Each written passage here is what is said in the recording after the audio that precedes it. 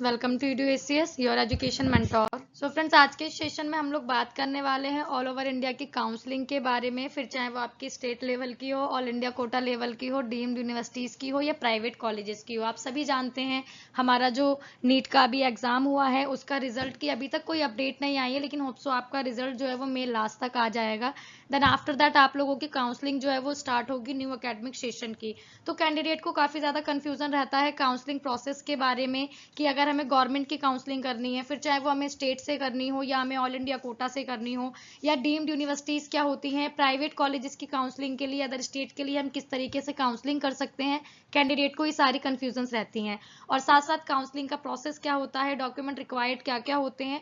और ऑब्वियसली अगर आप लोग देखिए कोई काउंसलर हायर करते हैं तो वो काउंसलर आपकी पूरी काउंसलिंग करता है, लेकिन जब आप लोग सेल्फ काउंसलिंग करते हैं तब आप लोगों को ऑफिशियल अपडेट्स पता होना बहुत ज़्यादा ज़रूरी होता है कि क्या ऑफिशियल अपडेट्स हैं, उनकी क्या ऑफिशियल वेबसाइट्स हैं। क्योंकि जब आप लोग काउंसलिंग करते हैं तो उसमें कुछ भी मिस नहीं होना चाहिए। अगर कोई भी अपडेट आपसे मिस हो गई और वो आपके काम की है तो आपका जो फर्स्ट फेज ही काउंसलिंग का होता है वो आप लोगों का सही तरीके से नहीं डन हो पाता है। तो आइए हमने वाले हैं फर्स्ट हमारी ऑल इंडिया कोटा की काउंसलिंग। ऑल इंडिया कोटा जो गवर्नमेंट की आप लोगों की काउंसलिंग होती है ऑल इंडिया लेवल पे। सेकंड डीम्ड यूनिवर्सिटीज की काउंसलिंग। थर्ड हमारी स्टेट लेवल की जो काउंसलिंग होती है। और फोर्थ हमारी जो प्राइवेट कॉलेजेस की काउंसलिंग होती है वो किस तरीके से होती है। तो आइए हम लोग स्टार्ट करते हैं। पहले हम लोग यहाँ पे बात करेंगे ऑल इंडिया कोटा की काउंसलिंग के बारे में। सो देखिए ऑल इंडिया कोटा की काउंसलिंग क्या होती है। ऑल इंडिया कोटा में आप लोगों की दो चीज आती हैं। फर्स्ट आता है आपकी जो गवर्नमेंट की यूनिवर्सिटीज होती हैं, सेकंड हमारी जो सेंट्रल यूनिवर्सिटीज होती हैं, एंड थर्ड हमारी डीम्ड की जो यूनिवर्सिटीज हैं वो आप लोगों की आती हैं। ऑफिशियल वेबसाइट जो है आपकी MCC https:/mcc.nic.in, ये आप लोगों की ऑफिशियल वेबसाइट है। आप लोगों को क्लोजिंग पता है, स्कोर पता है। अगर आप लोगों के मार्क्स जो हैं 590 प्लस आते हैं तो आप उस कंडीशन में गवर्नमेंट की काउंसलिंग कर सकते हैं। गवर्नमेंट की काउंसलिंग का जो रूल रहता है सिंपल रहता है। अगर आप लोग स्टेट लेवल से काउंसलिंग कर रहे हैं तो आपके पास स्टेट का डोमिसाइल होना चाहिए। मान लीजिए आप लोग जनरल कैटेगरी से हैं या SC ST कैटेगरी से हैं, कैटेगरी बेनिफिट है, तो SC ST शो करने के लिए आप लोगों के पास अपना कैटेगरी का सर्टिफिकेट होना चाहिए। और आप लोग साथ ही साथ आपके पास डोमिसाइल होना चाहिए। अगर आप लोग जिस स्टेट से हैं उस स्टेट का आपके पास डोमिसाइल है और उस स्टेट का आप लोगों के पास सर्टिफिकेट है कैटेगरी का, देन आप उस स्टेट की काउंसलिंग के लिए एलिजिबल हैं। लेकिन अगर आप लोग चाहते हैं कि आप लोग ऑल इंडिया कोटा से काउंसलिंग करें, ऑल इंडिया कोटा में देखिए हमारे 271 मेडिकल कॉलेजेस आते हैं, including AIIMS, BHU, JIPMER, AMU, ESIC। आप लोग जानते हैं IP वार्ड की जो काउंसलिंग होती है वो भी आप CC के पोर्टल पे होती है। और साथ साथ जो नॉन ESIC IP कार्ड धारक हैं, जो सिर्फ ESIC के कॉलेज में जाना चाहते हैं, उनकी काउंसलिंग भी आपकी MCC के पोर्टल पे होती है। और जो DU कोटा होता है जो कि दिल्ली यूनिवर्सिटी के कैंडिडेट्स के लिए होता है जिन्होंने दिल्ली से 11th-12th की हो, तो उनकी काउंसलिंग भी आप लोगों की ऑल इंडिया कोटा से होती है। हाँ, उनकी काउंसलिंग भी आप लोगों की MCC के पोर्टल पे ही होती है। और साथ साथ जो हमारी डीम्ड यूनिवर्सिटी है, देखिए लास्ट ईयर 2022 के सेशन तक 49 डीम्ड यूनिवर्सिटी थी, लेकिन अभी +2 डीम्ड यूनिवर्सिटी ऐड हुई हैं जो कि आप लोगों की आई हैं हरियाणा स्टेट में। गवर्नमेंट का जो रहता है वो आप लोगों का, आप लोग जानते हैं, कट ऑफ डिफरेंट रहता है, फीस डिफरेंट रहता है। आप लोगों को गवर्नमेंट में जो हमारे एम्स के मेडिकल कॉलेज हैं 700 प्लस की क्लोजिंग के साथ जाते हैं। और वही हमारी जो गवर्नमेंट के ओवरऑल स्टेट के 271 मेडिकल कॉलेजेस हैं उनमें आपको किसी भी स्टेट में कोई भी गवर्नमेंट कॉलेज मिल जाता है। क्लोजिंग की बात करें तो 596 आपकी जनरल कैटेगरी के लिए क्लोजिंग गई थी इस बार की। डीम्ड यूनिवर्सिटीज जो होती हैं उनमें पैकेज वाइज होता है, आपके स्कोर वाइज होता है। डीम्ड यूनिवर्सिटी में आपको देखिए आपके जस्ट क्वालिफाइंग मार्क्स है तब भी सीट मिलेगी, और आपके 500 प्लस मार्क्स हैं तब भी आप लोगों को सीट मिलेगी। But difference between both of यही सिर्फ एक सिंपल सा डिफरेंस है आप लोगों का कि स्कोर पे जाता है। मान लीजिए आपको टॉप की यूनिवर्सिटी जैसे KMC मणिपाल हो गया, KMC मैंगलोर हो गया, हमदर्द यूनिवर्सिटी हो गई हमारी, ये टॉप की यूनिवर्सिटीज हैं, टॉप 5 में ये पार्टिसिपेट करती हैं हर साल।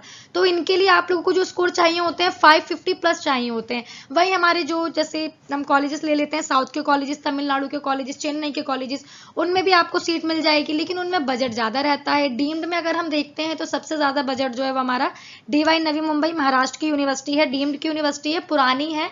PG कोटा कॉलेज में ऑल्सो अवेलेबल है, आप लोगों का रिकॉग्नाइज्ड कॉलेज है, काफी अच्छा कॉलेज है, इंफ्रास्ट्रक्चर सारी चीजें ठीक है, लेकिन उसकी फीस सबसे ज्यादा आप लोगों की 26 लाख है।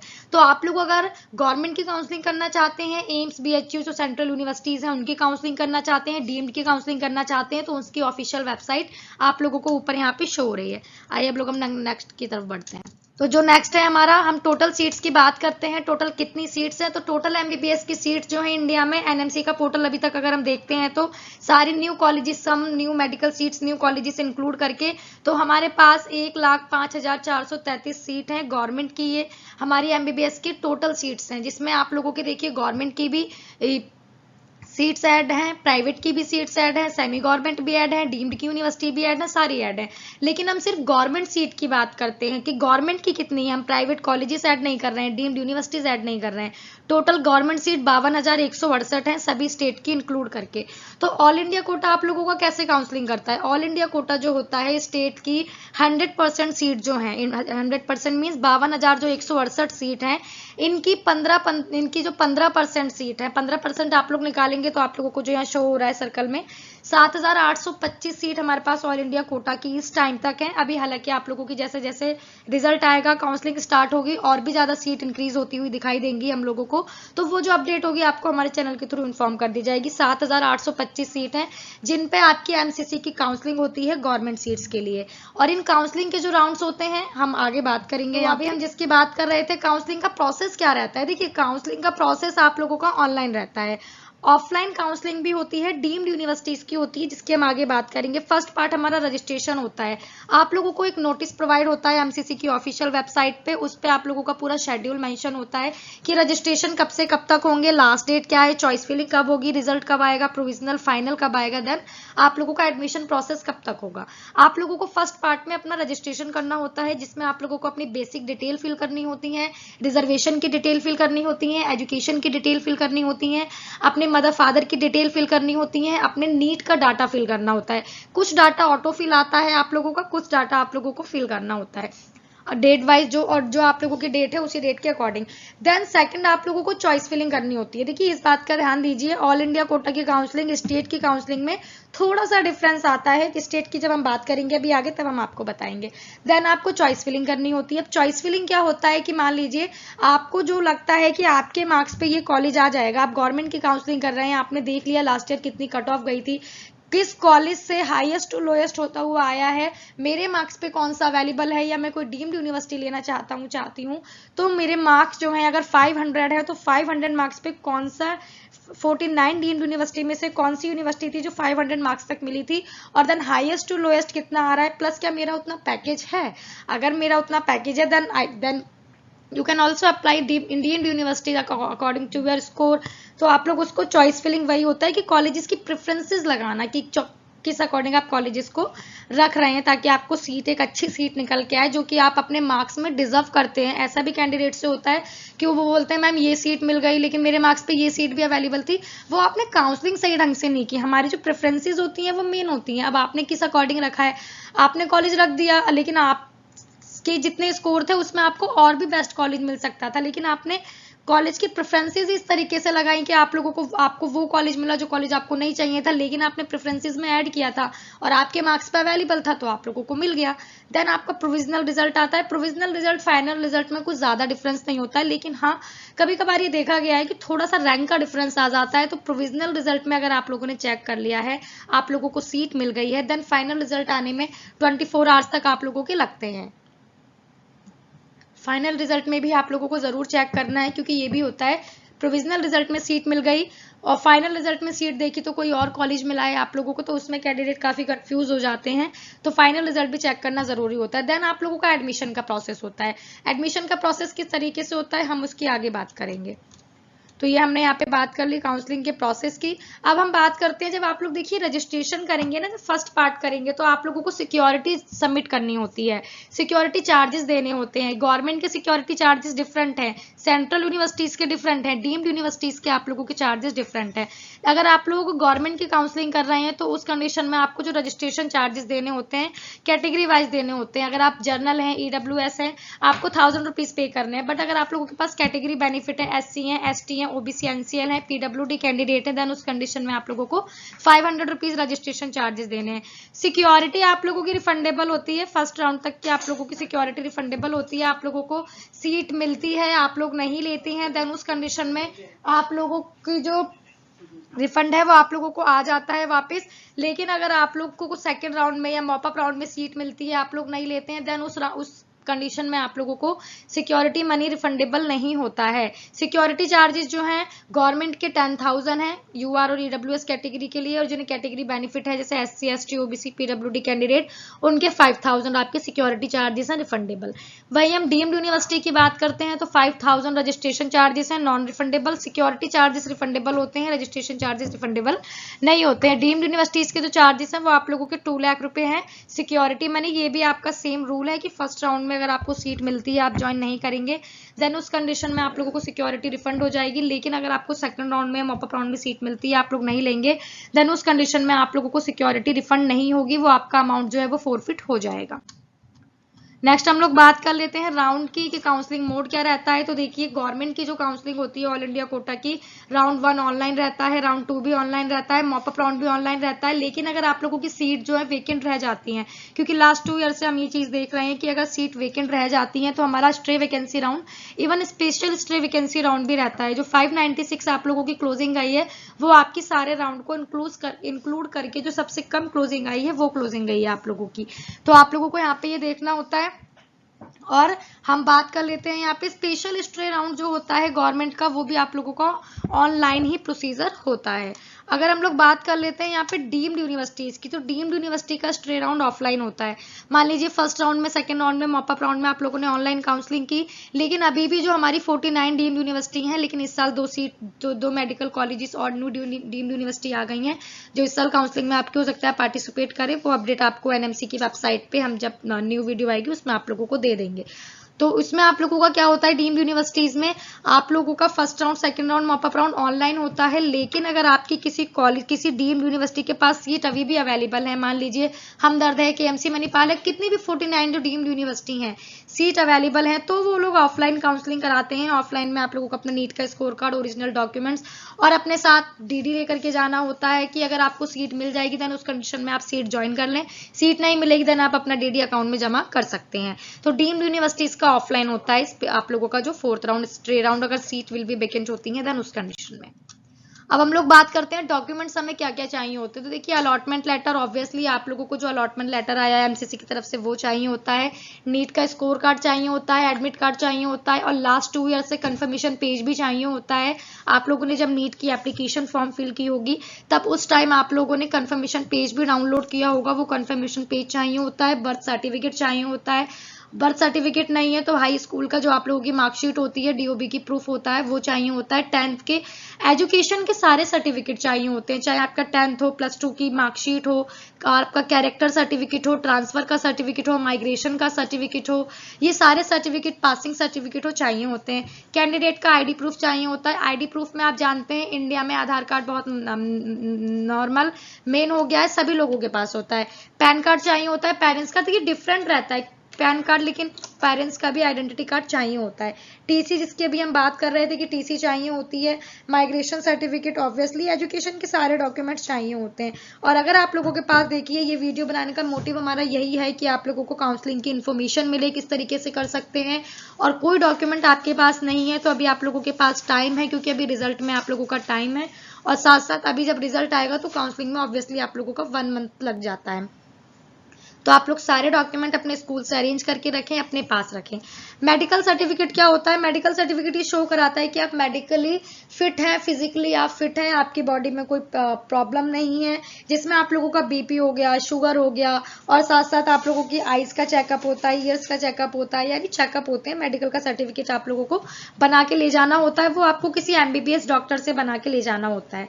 और हम बात करते हैं पासपोर्ट साइज फोटो, तो ऑब्वियसली पासपोर्ट साइज फोटो आपको चाहिए होती है, जो आपने नीट में अपनी अपलोड की होती है वो फोटो चाहिए होती है। फिजिकली डिसेबिलिटी सर्टिफिकेट, अगर आप पीडब्ल्यूडी के कैंडिडेट हैं तो वो शो कराने के लिए आपको वो चाहिए होता है। कैटेगरी का सर्टिफिकेट चाहिए होता है, कास्ट का, इन सभी डॉक्यूमेंट की फोटो कॉपीज चाहिए होती हैं। इसमें 1 सेट मेंशन है, लेकिन आप अपने साथ 2 या 3 सेट लेके जाएं तो वो ज्यादा बेहतर रहता है, क्योंकि अगर किसी डॉक्यूमेंट में कोई प्रॉब्लम है तो आप लोग उसको वहां पे रॉन्ग कट करके अपने साथ दूसरा डॉक्यूमेंट ऐड कर सकते हैं। भाई अभी हम लोग बात कर लेते हैं। तो बॉन्ड चाहिए होता है। देखिए बॉन्ड क्या होता है, बॉन्ड की आपने प्रीवियस वीडियो हमारी देखी होगी, पूरा वो बॉन्ड की वीडियो का सेशन है जिसमें हमने आपको बताया है कि बॉन्ड क्या होता है, बॉन्ड किस तरीके से अप्लाई होता है, बॉन्ड की पेनल्टी पूरी नहीं करेंगे, सर्विस पूरी नहीं करेंगे तो क्या हो सकता है।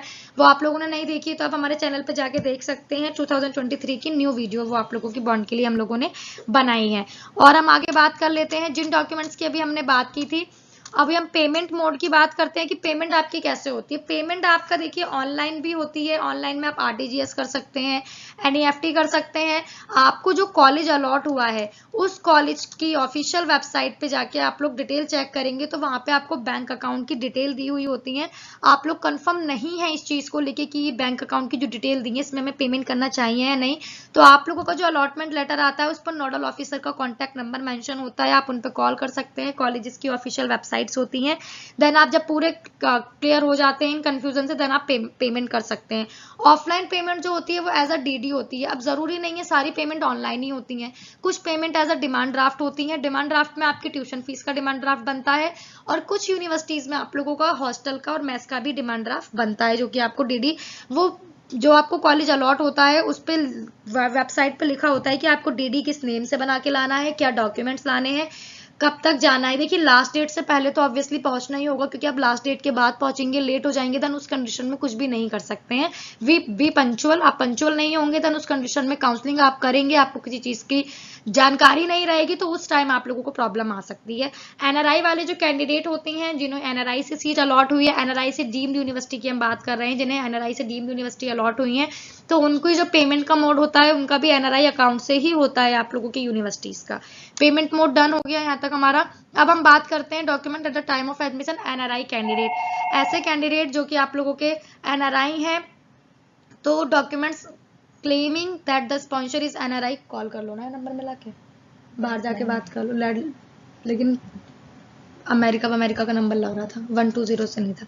डॉक्यूमेंट्स की हम लोग बात करते हैं एनआरआई कैंडिडेट के लिए। तो अगर आप एनआरआई से जा रहे हैं तो आप लोगों के पास पासपोर्ट होना जरूरी है, वीजा होना आप लोगों के पास जरूरी है कि जो आप लोगों को जो एनआरआई हैं उनके डॉक्यूमेंट, रिलेशनशिप की उनके साथ क्या रिलेशन है कैंडिडेट का और जो एनआरआई जो उन्हें स्पॉन्सर कर रहे हैं उनके बीच में क्या रिलेशन है, आपके फादर है, मदर है, गार्जियन है, या सेकेंड एनआरआई है, थर्ड एनआरआई है, आपकी मम्मा के साइड के हैं, आपके पापा के साइड के हैं, कौन एनआरआई है। Affidavit from the sponsor, sponsorship का एफिडेविट कि कौन आपको स्पॉन्सर कर रहा है। और जो देखिए हमारा एक होता है एम्बेसी। एम्बेसी जो होता है हर कंट्री की अपनी अलग एम्बेसी होती है। आपको एम्बेसी में जाके बताना होता है कि आप मेडिकल की काउंसलिंग के लिए अप्लाई कर रहे हैं, इसलिए आपको एम्बेसी सर्टिफिकेट चाहिए, इंडिया से आप करना चाहते हैं। देन उस कंडीशन में आपका एम्बेसी सर्टिफिकेट बनता है। उसमें टाइम लगता है 15 डेज से 30 डेज तक का, तो आप लोगों को वो पहले ही बनाने के लिए अप्लाई करना होता है ताकि at the time of counselling आप लोगों को कोई प्रॉब्लम ना आए।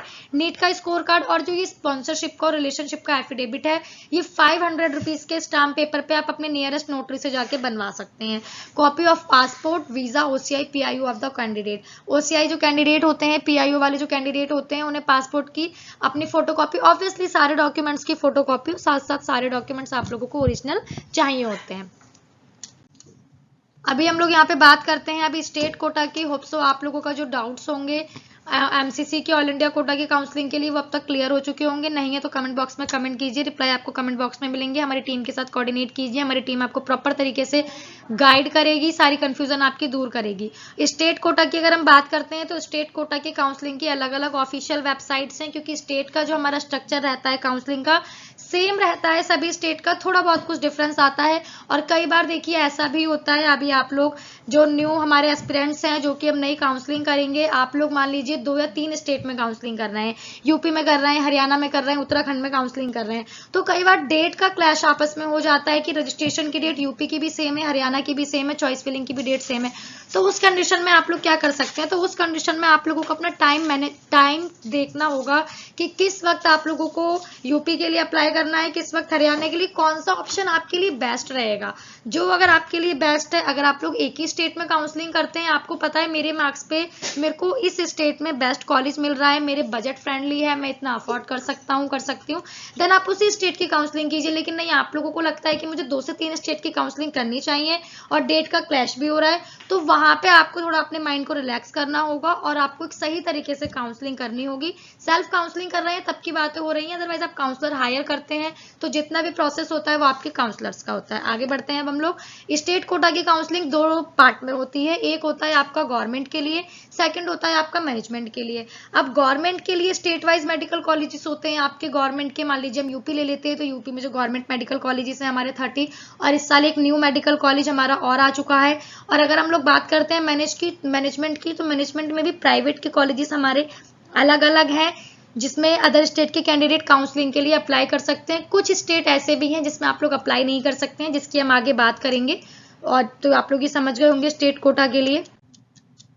अभी हम बात करते हैं स्टेट काउंसलिंग के ऑफिशियल वेबसाइट्स की, तो हम 1 बाय 1 बताएंगे तो ज्यादा यहाँ पे टाइम जाएगा हमारा। आप लोग यहाँ पे हमने आप लोगों के लिए रखा है, आप लोग यहाँ पे देख सकते हैं काउंसलिंग की ऑफिशियल वेबसाइट्स हैं। लेकिन एक चीज ध्यान रखिएगा, जैसे हमारे कुछ स्टेट हैं, जैसे राजस्थान हो गया, हिमाचल हो गया, ये अपनी काउंसलिंग की वेबसाइट्स को अपडेट करते रहते हैं। हमने अगर यहाँ वेबसाइट ये मेंशन की है, इट डजंट मीन कि वेबसाइट चेंज नहीं होगी। ऑफिशियल वेबसाइट्स में थोड़ा अप टू डेट अपडेट्स होती रहती हैं, आपको वो अपडेट्स चेक करनी होंगी। ये हमने स्टेट वाइज आप लोगों के लिए ऑफिशियल वेबसाइट सारी यहाँ पे मेंशन की हुई हैं। और ये भी आप लोगों का लास्ट पेज है यहाँ पे स्टेट काउंसलिंग वेबसाइट का। अभी हम लोग आगे बात करते हैं काउंसलिंग का प्रोसेस क्या रहता है। काउंसलिंग ऑफलाइन होती है, ऑनलाइन होती है।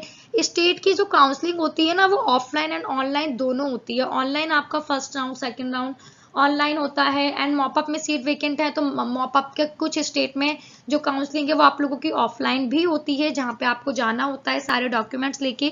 ये सारी चीजें आप लोगों को जब ऑफलाइन काउंसलिंग, मान लीजिए मॉपअप की ऑफलाइन काउंसलिंग हो रही है, तो जिस स्टेट की आप काउंसलिंग कर रहे हैं, हरियाणा की काउंसलिंग कर रहे हैं, ऑफलाइन काउंसलिंग हो रही है, तो वहां पे आपको अपडेट्स मिलती हैं ऑफिशियल वेबसाइट्स पे कि क्या डॉक्यूमेंट्स लेके आना है, डिमांड ड्राफ्ट लाना है या नहीं लाना है, ये सारी अपडेट्स आपको मिल जाती हैं। तो फर्स्ट हम बात करते हैं, ये प्रोसेस जो रहता है, रजिस्ट्रेशन होगा। रजिस्ट्रेशन में आपको अपनी सारी डिटेल्स फिल करनी होती हैं, basic detail, education detail, reservation detail, और आपकी जो फैमिली की डिटेल्स होती हैं, मदर फादर की वो डिटेल, आपके नीट के डाटा की डिटेल, ये सारी डिटेल आप लोगों को फिल करनी होती हैं। देन आप लोगों की मेरिट लिस्ट आती है। मेरिट लिस्ट आप लोगों की देखिए क्या होता है। मेरिट लिस्ट होता है कि जितने कैंडिडेट ने, मान लीजिए हरियाणा स्टेट में काउंसलिंग के लिए काफी बच्चों ने अप्लाई किया है, हम मान लेते हैं 1000 बच्चों ने काउंसलिंग के लिए अप्लाई किया है, जिसमें गवर्नमेंट के लिए भी अप्लाई किया होगा, कैंडिडेट ने प्राइवेट के लिए भी अप्लाई किया होगा, और ऐसे भी कैंडिडेट होंगे जिनके पास डोमिसाइल है हरियाणा का, तो उन्होंने हरियाणा के स्टेट डोमिसाइल के लिए भी अप्लाई किया है, साथ साथ प्राइवेट कॉलेजेस के लिए भी अप्लाई किया है। तो मेरिट लिस्ट में सारा डाटा होता है आप लोगों का कि कैंडिडेट का क्या नेम है, पेरेंट्स का क्या नेम है, नीट में कितने स्कोर आए थे, नीट में कितनी रैंक आई है आप लोगों की, और आप लोगों की जो सारा डाटा है वो मेरिट लिस्ट में रहता है। मेरिट लिस्ट में अगर नेम नहीं आता है आप लोगों का, कुछ कैंडिडेट ऐसे भी होते हैं जिनका मेरिट लिस्ट में नेम नहीं आता है, तो आप लोगों को क्या करना होता है, जब आप लोगों का प्रोस्पेक्टस आता है किसी भी स्टेट का, प्रोस्पेक्टस में सारी डिटेल्स होती हैं, A to Z डिटेल्स होती हैं। अगर आप लोग प्रोस्पेक्टस रीड करेंगे काम तरीके से तो आप लोग देख पाएंगे कि उसमें सारी डिटेल है, आपको कोई और कहीं और जाने की जरूरत ही नहीं है, क्योंकि प्रोस्पेक्टस में सारी डिटेल्स ऑलरेडी मेंशन है। तो आप लोगों का नेम नहीं आ पाता है मेरिट लिस्ट में, तो आप लोगों को क्या करना है, प्रोस्पेक्टस में जो कॉन्टैक्ट नंबर है उन पे आप लोग कॉल कर सकते हैं और उनसे कांटेक्ट कर सकते हैं। देन वही चॉइस फिलिंग करनी होती है। चॉइस फिलिंग में आप लोगों को देखना होता है आपके मार्क्स पे कौन सा कॉलेज आपको मिल जाएगा, वो बजट फ्रेंडली है या नहीं। अब जिन्हें बजट का इशू नहीं है, देखिए ऐसे भी कैंडिडेट होते हैं जिनको होता है मैम बेस्ट सीट मिलनी चाहिए, बजट का क्या है, बजट तो मैम हमारा उतना है ही तभी हम एमबीबीएस करना चाहते हैं, तो वो चीज आप लोगों को देखनी पड़ेगी कि कौन सा कॉलेज है, लोकेशन वाइज कैसा है, रिकॉग्नाइज्ड है या नहीं, पुराना कॉलेज है, नया कॉलेज है, तो कितनी फैसिलिटीज अवेलेबल है, सारी ऑफिशियल वेबसाइट्स पे आपको कॉलेजेस की मिल जाएंगी। देन आप लोगों का स्टेट में बहुत कम प्रोविजनल रिजल्ट आता है, मोस्टली स्टेट में फाइनल रिजल्ट आता है। फाइनल रिजल्ट आता है, आप लोगों को सीट मिल जाती है, एडमिशन ले लेना होता है। सीट आप लोगों को नहीं मिल पाई है तो आप लोगों को क्या करना है, सीट नहीं मिल पाई तो नहीं मिल पाई, सेकंड राउंड में अगर आप लोग काउंसलिंग करना चाहते हैं तो सेकंड राउंड में काउंसलिंग कीजिए। लेकिन हाँ, यूपी स्टेट आप जानते हैं, यूपी में ये रूल है, आप लोग फर्स्ट राउंड में काउंसलिंग करेंगे, आपको सीट मिली है, आपने सीट ज्वाइन नहीं की है, देन उस कंडीशन में आपका अमाउंट जो है वो फोरफिट हो जाएगा। और लास्ट ईयर हम देखते हैं तो यूपी काउंसलिंग में भी काफी चेंजेस देखने को मिले हैं, पूरी काउंसलिंग ऑनलाइन ही हमारी हुई है। वह जो भारती मेडिकल कॉलेज है जो कि बुध कोटा का हमारा हो गया इस साल से, तो उसमें काफी सीट वैकेंट थी, तो उसकी काउंसलिंग आप लोगों की सिर्फ ऑफलाइन हुई थी, वरना यूपी में काउंसलिंग का पूरा प्रोसीजर ऑनलाइन हुआ था। देन आप लोगों को सारे डॉक्यूमेंट्स लेके जाना होता है और अपनी एडमिशन ले लेना होता है। नेक्स्ट हम लोग यहाँ पे बात करते हैं राउंड की, कि कैसे कैसे राउंड होते हैं। तो राउंड 1 आप लोगों का जो होता है वो आप लोगों का ऑनलाइन होता है, राउंड 2 भी ऑनलाइन होता है। स्टेट का मॉपअप में हमने अर्लियर बात की थी कि ऑनलाइन ऑफलाइन दोनों होते हैं, स्टेट पे डिपेंड है आप किस स्टेट की काउंसलिंग कर रहे हैं। आपका अप टू डेट होना जरूरी है at the time of counselling, क्योंकि ऐसे भी कैंडिडेट होते हैं जिनकी डेट्स निकल जाती है, देन वो पोर्टल चेक कर रहे होते हैं, मैम रजिस्ट्रेशन नहीं हो रहा है, चॉइस फिलिंग नहीं हो रही है। हो तो रहा था, बट आपने अपने आप को अप टू डेट नहीं रखा। अगर आप लोग at the time of counselling ऐसे करेंगे, अपडेट्स नहीं रखेंगे, नोटिफिकेशन पे ध्यान नहीं देंगे, क्योंकि कभी कभी क्या होता है बाहर डिटेल्स जो आप लोग एक लाइन पढ़ लेते हैं, अंदर जाना नोटिस के जरूरी नहीं समझते हैं। ऐसा नहीं है, सारी डिटेल्स चेक करनी है अगर काउंसलिंग सही तरीके से करनी है तो। स्टे वैकेंसी राउंड तो ऑब्वियसली ऑफलाइन होता है। स्टेट में स्टे वैकेंसी राउंड बहुत कम होता है आप लोगों का, क्योंकि सीट स्टेट में बहुत कम बचती हैं कि स्टे राउंड तक जाएं, लेकिन सीट अगर बचती हैं तो वो आप लोगों को ऑफलाइन ही प्रोसीजर होता है।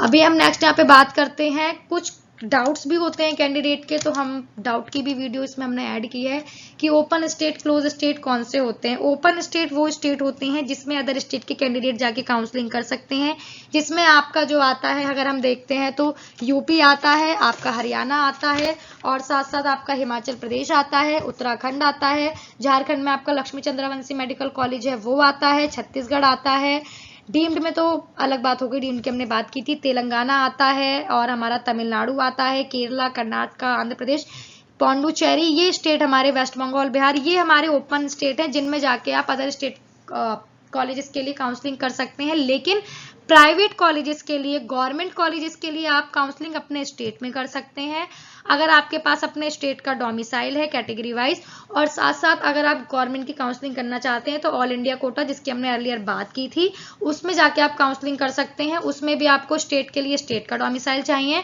और ऑल इंडिया कोटा की काउंसलिंग के लिए सेंट्रल का डोमिसाइल चाहिए, तभी आप काउंसलिंग कर सकते हैं गवर्नमेंट की। अदर स्टेट के लिए आप गवर्नमेंट की काउंसलिंग नहीं कर सकते। यूपी का बच्चा हरियाणा की काउंसलिंग नहीं कर सकता है, क्यों? क्योंकि आप यूपी के हैं, यूपी का आपके पास डोमिसाइल है। अगर आप लोगों का हरियाणा का डोमिसाइल का जो क्राइटेरिया है, अगर आपने हमारी प्रीवियस वीडियो चेक की होगी, जो कि डोमिसाइल के ऊपर हमने अपडेटेड वीडियो बनाई है न्यू सेशन 2023 के लिए, तो आप लोगों ने उसमें देखा होगा, उसमें हमने मेंशन किया है कि क्राइटेरिया आप लोगों का क्या रहता है डोमिसाइल का। तो आप लोगों को बस वही चेक करना है, डोमिसाइल का क्राइटेरिया मैच हो रहा है तो जाइए अपना डोमिसाइल बनवाइए, काउंसलिंग से पहले गवर्नमेंट की काउंसलिंग कीजिए। आप देखिए, आप लोग सिक्योरिटी मनी, जब हमने अभी सिक्योरिटी का अर्लियर बताया था, तो आप लोगों के मन में क्वेश्चन आया होगा कि सिक्योरिटी मनी जो रिफंडेबल है, ये रिफंडेबल कब आती है और कैसे आती है। तो रिफंड आप लोगों का आना स्टार्ट होता है। रिफंड की कंडीशंस आप लोगों को हमने बता दी हैं कि आपने फर्स्ट राउंड में काउंसलिंग की, आपको सीट मिली, आपने वो सीट नहीं ली, फर्स्ट राउंड में आप लोगों की सिक्योरिटी मनी रिफंडेबल होती है। यूपी में वो भी रिफंडेबल नहीं होती है। यूपी में सीट मिली, आपने नहीं ली, देन उस कंडीशन में आप लोगों को रिफंड नहीं मिलेगा। यूपी डायरेक्ट फॉरफिट में बिलीव करते हैं, वो डायरेक्ट फॉरफिट कर देंगे आपका अमाउंट।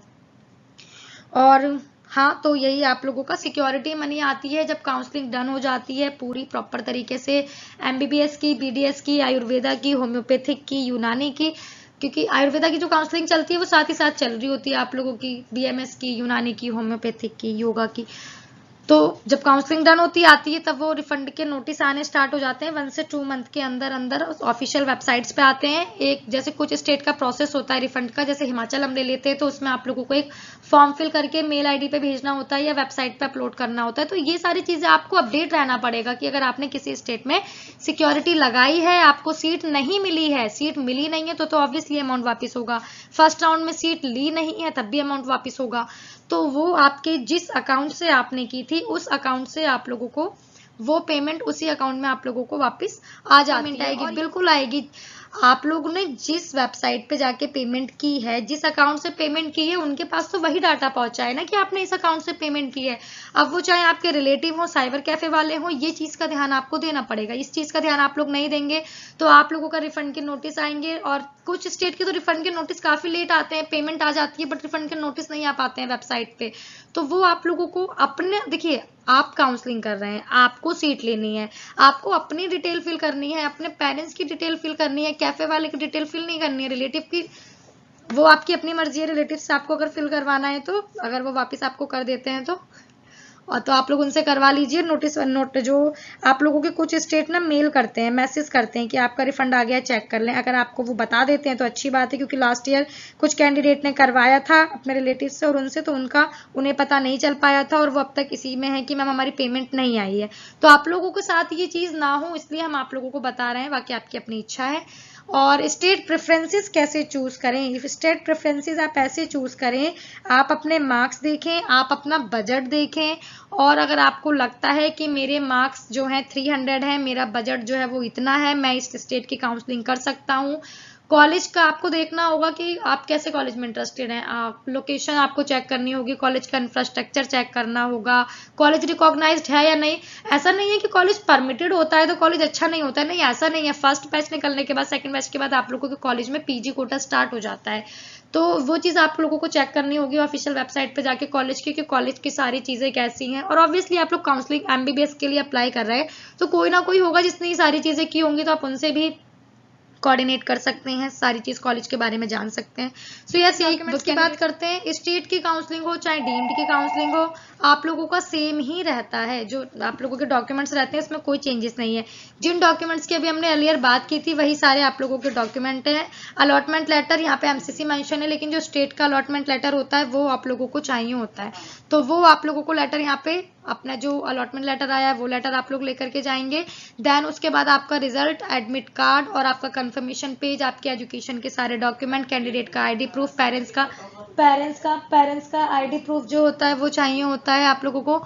और आप लोगों को कैरेक्टर का सर्टिफिकेट, मेडिकल का सर्टिफिकेट, फिजिकल सर्टिफिकेट, और हमारा एक और होता है गैप का सर्टिफिकेट। गैप का सर्टिफिकेट क्या होता है? आप लोगों ने जब 12th का एग्जाम दिया, रिजल्ट आया, देन उसके बाद जब आपने नीट का एग्जाम दिया उसमें कितना गैप था? आपने 2023 में 12th कंप्लीट की और 2023 में ही नीट के लिए अप्लाई कर दिया, उसमें कोई गैप नहीं है। 2023 में 12th की और 2024 में आप लोगों ने नीट के लिए अप्लाई किया, तो इस 1 ईयर में आप लोगों ने क्या किया वो आपको शो कराना होता है। वो आपके जो भी रीजंस होते हैं वो रीजंस आपको मेंशन करने होते हैं। ये 100 रुपीज के स्टाम्प पेपर पर नोटरी होता है आप लोगों का, आपको स्टाम्प पेपर में नोटरी कराना होता है। कुछ भी रीजन आप लोग, जो आपका रीजन है, वैलिड रीजन, लॉजिक जिसमें होना चाहिए, वो रीजन आप दे सकते हैं कि आप लोग नीट की प्रिपरेशन कर रहे थे, दैट्स वाई आप लोगों ने 1 साल का वेट लिया। देन उसके बाद आप लोगों ने अप्लाई किया। अब किन्हीं किन्हीं कैंडिडेट के 2-3 अटेम्प्ट हो जाते हैं, 2-3 साल का गैप हो गया, तो वो यही शो कराते हैं कि हमने नीट की प्रिपरेशन कर रहे थे, पहले एग्जाम दिया था, देन हम और भी बेटर मार्क्स चाहते थे, इसलिए। बॉन्ड आपका देखिए बहुत से स्टेटों में बॉन्ड चलता है। बॉन्ड की वीडियोस की हम अर्लियर बात करें, आप वीडियो जाके देख सकते हैं न्यूज स्टेशन की, बहुत से स्टेट में बॉन्ड चलता है। बॉन्ड इज रिक्वायर, अगर आप बॉन्ड नहीं देंगे, बॉन्ड देना पड़ेगा आप लोगों को। बॉन्ड अगर आप, क्योंकि एमबीबीएस डन हो जाएगी, आपको सर्विस देनी होगी, सर्विस आप नहीं देंगे तो आप लोगों को पेनल्टी देनी होगी, तो बॉन्ड इज रिक्वायर। ये सारे डॉक्यूमेंट्स आप लोगों के हैं यहाँ पे। पेमेंट मोड सेम ही रहता है। ऑनलाइन पेमेंट आप लोग कर रहे हैं आरटीजीएस कीजिए, एनईएफटी कीजिए, बैंक अकाउंट के थ्रू कीजिए, ऑफलाइन जाके कर रहे हैं डीडी कीजिए, लेकिन ऑनलाइन पेमेंट करते समय ये ध्यान रखिए, ऑफिशियल वेबसाइट पे भी अगर आपको बैंक अकाउंट की डिटेल मिल गई है तो एक बार कॉल कीजिए उनको, जो अलॉटमेंट लेटर पर नोडल ऑफिसर का नंबर मेंशन है, उनसे कोऑर्डिनेट कीजिए। डायरेक्ट पेमेंट मत कर दीजिए, लाखों की पेमेंट होती है, रॉन्ग पेमेंट हो गई तो आप लोगों को प्रॉब्लम फेस करनी पड़ सकती है। डीडी सबसे बेस्ट रहता है, अपना डीडी बना के ले जाइए, डीडी जिस नाम से बना के ले जाना है उस नाम से बना के ले जाइए। कॉलेज में एडमिशन हो गया, डीडी दे दीजिए। आप लोगों को फिर कॉलेज में जब एडमिशन हो जाता है तब आप लोगों को वो लोग, एक कॉलेज वाले अपने नोटिस बोर्ड पे एक नोटिस लगाते हैं कि कब से ज्वाइनिंग स्टार्ट होगी, तब से जाके आप लोगों को ज्वाइनिंग करनी होती है कॉलेज में जाके, तब से आप लोगों को अपनी पढ़ाई स्टार्ट करनी होती है। ये आप लोगों का पेमेंट का मोड हो गया। डॉक्यूमेंट एनआरआई के लिए वही सेम डॉक्यूमेंट, आप लोगों का एम्बेसी का सर्टिफिकेट, आप लोगों का रिलेशनशिप का सर्टिफिकेट, आप लोगों का स्पॉन्सरशिप का सर्टिफिकेट 500 के स्टाम्प पेपर पे। डीम्ड का आप लोगों का डिफरेंट रहता है, जो आप लोगों का रिलेशनशिप सर्टिफिकेट रहता है, स्पॉन्सरशिप सर्टिफिकेट रहता है, स्टेट वाइज अपना होता है। स्टेट जो होते हैं वो अपना फॉर्मेट देते हैं, जैसे हम गुजरात ले लेते हैं, हरियाणा ले लेते हैं, जिनमें एनआरआई कोटा आप लोगों का चलता है वो आप लोगों का डिफरेंट रहता है, उनका फॉर्मेट डिफरेंट रहता है, उनका अमाउंट डिफरेंट रहता है। जरूरी नहीं है आपको 500 के स्टाम्प पेपर पे ही बनाना है। कुछ स्टेट है वो बोलते हैं 100 रुपीज के स्टाम्प पेपर पे लाइए, कुछ स्टेट है वो बोलते हैं 1000 रुपीज के स्टाम्प पेपर पे लाइए, वो आपको चेक करना होगा। और देन आफ्टर दैट आप लोगों को उसको बनवाना होता है नोटरी में जाकर के, आप उसको बनवा लेते हैं। एम्बेसी, हर कंट्री की अपनी एम्बेसी है जिसमें आप जाके बनवा सकते हैं, बनवाइए। जिसमें का मतलब है कि जहां अभी आप एनआरआई रह रहे हैं वहां पे जाके आप बनवा सकते हैं। कॉपी ऑफ पासपोर्ट वो आप लोगों को यहाँ पे कर लेना है। तो फ्रेंड यही पूरी इन्फॉर्मेशन थी आप लोगों के लिए। ये आप लोगों को हमारे सोशल मीडिया हैंडल्स दिख रहे होंगे EDU-ACS के, इन पे जाके आप लोग फॉलो कर सकते हैं। और इसमें पूरा काउंसलिंग का प्रोसेस है ऑल इंडिया कोटा का डीम्ड के लिए, क्योंकि क्या अभी नई काउंसलिंग स्टार्ट होने वाली है न्यू सेशन की। तो आप लोगों को कोई डाउट नहीं रहने चाहिए। डाउट रहेंगे, आप लोग अपडेट नहीं रहेंगे तो काउंसलिंग में आप लोगों को प्रॉब्लम आ सकती है। हमने पूरी कोशिश की है कि आप लोगों को काउंसलिंग के बारे में सारी डिटेल समझा सकें, जिसमें हमने ऑलमोस्ट सारी जो इन्फॉर्मेशन है कलेक्ट करके प्रोवाइड आप लोगों को की है। फिर भी आप लोगों को कुछ क्वेरी है, कुछ आप लोगों को कंफ्यूजन है, कॉन्टैक्ट नंबर क्रॉलिंग में शो हो रहे होंगे, डिस्क्रिप्शन बॉक्स में शो हो रहे होंगे, आप लोग इन पे कॉल कर सकते हैं। हमारी टीम आपको प्रॉपर तरीके से गाइड करेगी। आप हमारी टीम के साथ कोऑर्डिनेट कीजिए, जो क्वेरी है अपनी क्वेरी बताइए। आप लोग अगर अपने मार्क्स में कंफ्यूज हैं, आपको नहीं पता है आपको सीट कहाँ मिलेगी, बजट आप लोगों का क्लियर है या बजट भी क्लियर नहीं है, बस आप लोगों को ये मैम MBBS की सीट चाहिए, आप लोग हमारी टीम के साथ कोऑर्डिनेट कीजिए। हमारी टीम आपको प्रॉपर तरीके से गाइड करेगी और आपको आपके मार्क्स पे, आपके स्कोर पे, आपके बजट में एक बेहतर से बेहतर सीट प्रोवाइड करने की पूरी अपनी बेस्ट देगी, ताकि आप लोगों का फ्यूचर अच्छे से बन सके। और यही सारी इन्फॉर्मेशन थी। और साथ साथ कमेंट बॉक्स में कमेंट कीजिए जो भी आप लोगों को नेक्स्ट वीडियो चाहिए या कुछ कमेंट है, कमेंट बॉक्स में कमेंट के रिप्लाई मिलेंगे। So yes friend, thank you for watching this video and all the very best for your NEET result and also all the very best for your NEET counselling activities.